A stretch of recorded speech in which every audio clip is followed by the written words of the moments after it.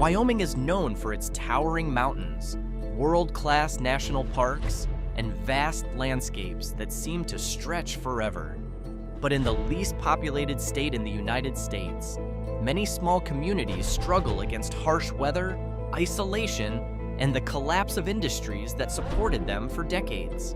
When mines closed, commodity prices fell, or younger generations chose to leave, some towns lost their future, while others survived with only a few hundred, or even just a few dozen, residents. So, which towns are in the worst condition?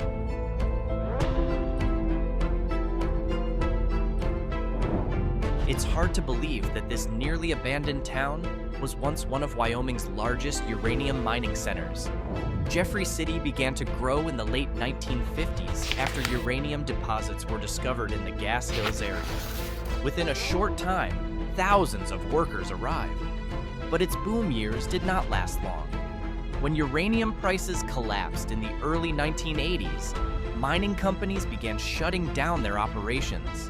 Jobs disappeared, residents left one by one, and more than 95% of the population moved away within just a few years.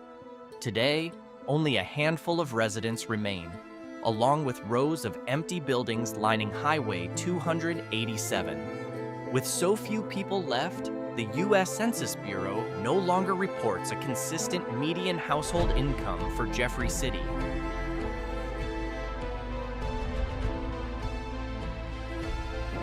Behind its rows of old houses and quiet streets, Superior holds the history of one of Wyoming's most important coal mining towns. The town was established in the early 1900s as a company town built to support the Union Pacific Coal Company mine. But as coal demand declined and the mines began closing in the mid-20th century, the town's economy also faded. The population kept shrinking year after year. Many homes were abandoned, and several historic buildings became reminders of the days when Superior was full of life. Today, the town is home to only about 170 people, with an economy far smaller than it was during its peak.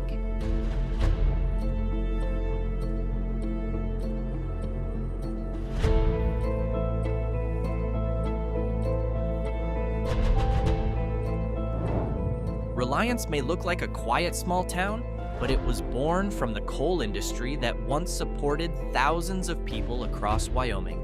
The town developed in the early 20th century as a mining company town, when the Rock Springs area was one of the state's largest coal-producing regions. For many years, nearly every part of daily life depended on mining. Over time, coal production declined and many mines closed. Jobs became scarce, population growth slowed, and Reliance gradually lost its role as a mining town. Today, the median household income in Reliance is estimated at about $91,000 per year.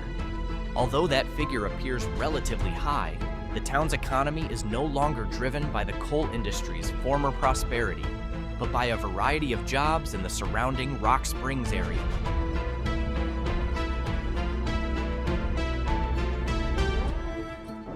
With a population of only about 234 people today, it's hard to imagine that Medicine Bow was once an important stop along America's railroad network. The town grew in the late 19th century after the Union Pacific Railroad passed through, making it a stop for freight trains, railroad workers, and ranchers across southeastern Wyoming. But as transportation changed and railroads became less important, Medicine Bow's economy gradually slowed. Many residents moved to larger cities with better job opportunities, while local businesses disappeared one by one. Today, the town's economy depends mostly on ranching and a small tourism sector, including the historic Virginian Hotel, which was made famous by the novel The Virginian.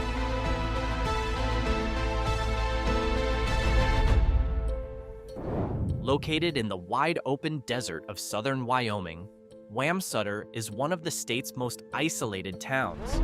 With a population of about 200 people, the town depends almost entirely on the oil and natural gas industry. When the energy sector thrives, Wamsutter fills with workers.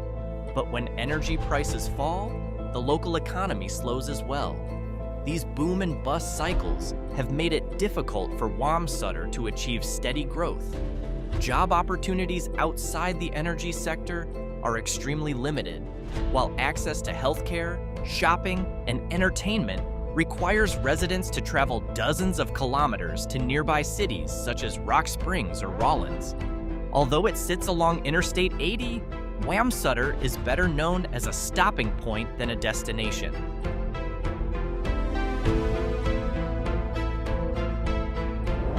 Located in the southwestern corner of Wyoming near the Colorado border, Baggs is a small town with fewer than 400 residents. Far from major urban areas, life here still depends heavily on ranching, farming, and parts of the energy industry. Its remote location means job opportunities and public services are much more limited than in many other Wyoming towns. Along with economic challenges, Baggs residents must also deal with harsh natural conditions. Winter often brings below freezing temperatures and strong winds, while reaching a hospital or a major shopping center requires a long drive. Although the town is known as a gateway to natural attractions such as the Sierra Madre Mountains, tourism has not yet become its main economic driver.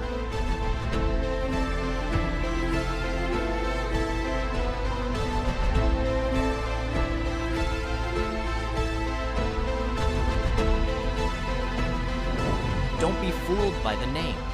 Atlantic City, Wyoming, is not a glittering casino town, but a former gold mining settlement now home to only about 33 residents. The town was founded in the late 1860s after gold deposits were discovered near South Pass. At the height of the gold rush, Atlantic City was filled with miners, merchants, and fortune seekers hoping to change their lives. As gold production declined, most residents chose to leave. Today, Atlantic City is better known as a quiet small community with several historic buildings still standing. Its remote location, limited access, and lack of jobs have kept growth extremely slow.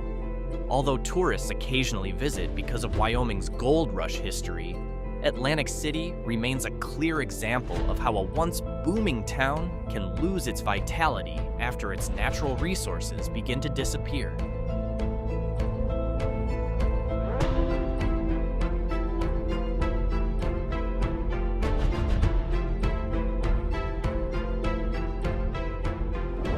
Surrounded by the wide-open plains of southwestern Wyoming, Farson is a small community with about 155 residents.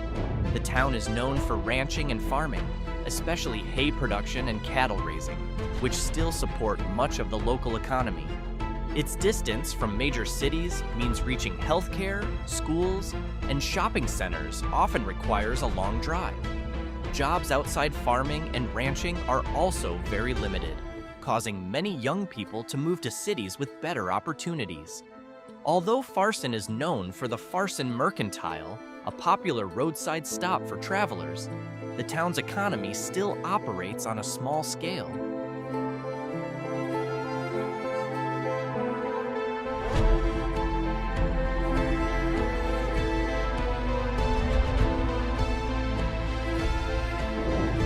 With a population of fewer than 20 people, Aladdin is one of Wyoming's smallest communities. The town developed in the late 19th century as a trading center for ranchers and miners in the state's northeastern region. But as economic activity declined and more residents moved away, Aladdin slowly became a tiny town with almost no growth. Today, Aladdin's main landmark is still the Aladdin General Store, which has operated since 1896 and serves as both the center of community life and a stop for travelers. Beyond that, public services and job opportunities are extremely limited, so residents must travel to other towns for most daily needs.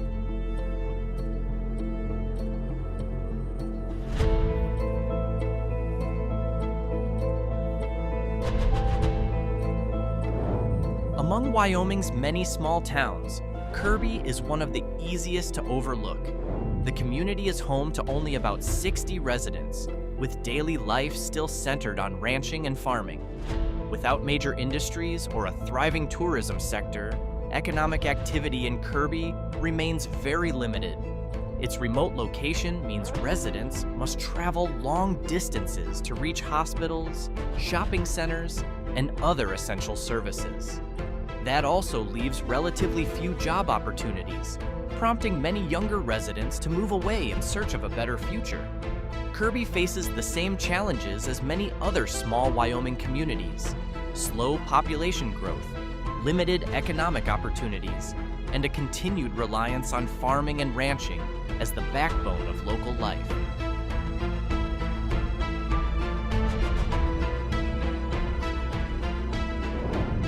Located at the junction of several major Wyoming highways, Shoshone once thrived as a stop for travelers, railroad workers, and the agricultural industry.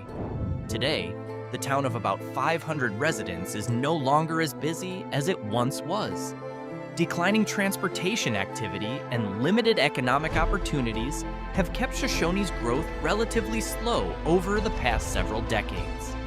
Most of the local economy is still supported by farming, ranching, and small businesses. However, job opportunities outside those sectors are fairly limited, leading many young residents to relocate to larger cities. Although Shoshone serves as a gateway to destinations such as Boise Reservoir and, by certain routes, Yellowstone National Park, tourism has yet to make a significant economic impact.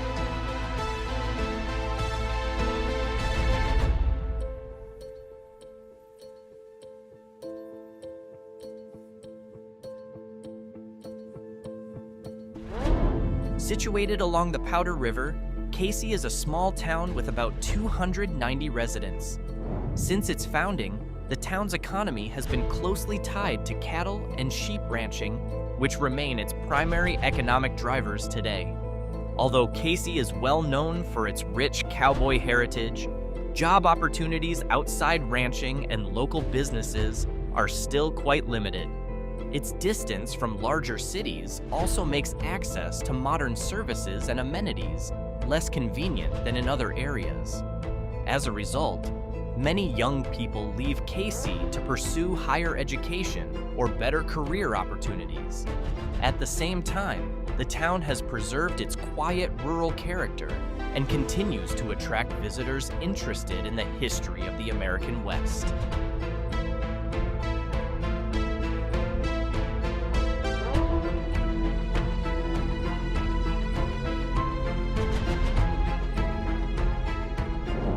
Meeteetse may look like a quiet cowboy town, but behind its classic charm, the community faces many of the same challenges as other small towns in Wyoming. With a population of about 300 residents, its economy still depends on ranching, local businesses, and seasonal tourism. When the tourist season ends, economic activity slows as well. Its location along the route to Yellowstone brings visitors each year, but not enough to drive significant economic growth. Job options remain limited, while many younger residents move to larger cities for education and careers. Even so, Meeteetse has preserved its classic Western character, historic buildings, and peaceful surroundings.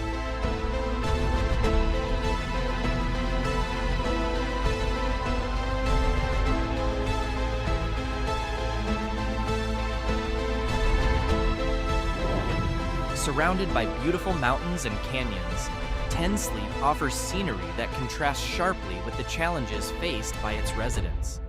This small town has about 260 people and relies on ranching, farming, and tourism to support its economy. In recent years, Ten Sleep has also become known as a world-class rock climbing destination that attracts thousands of visitors each summer.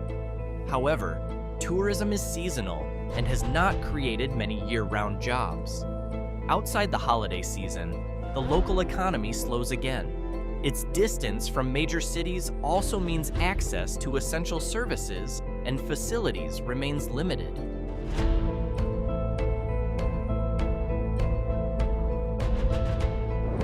Located at the foot of the Absaroka Mountains, Dubois is known for having some of the finest natural scenery in Wyoming.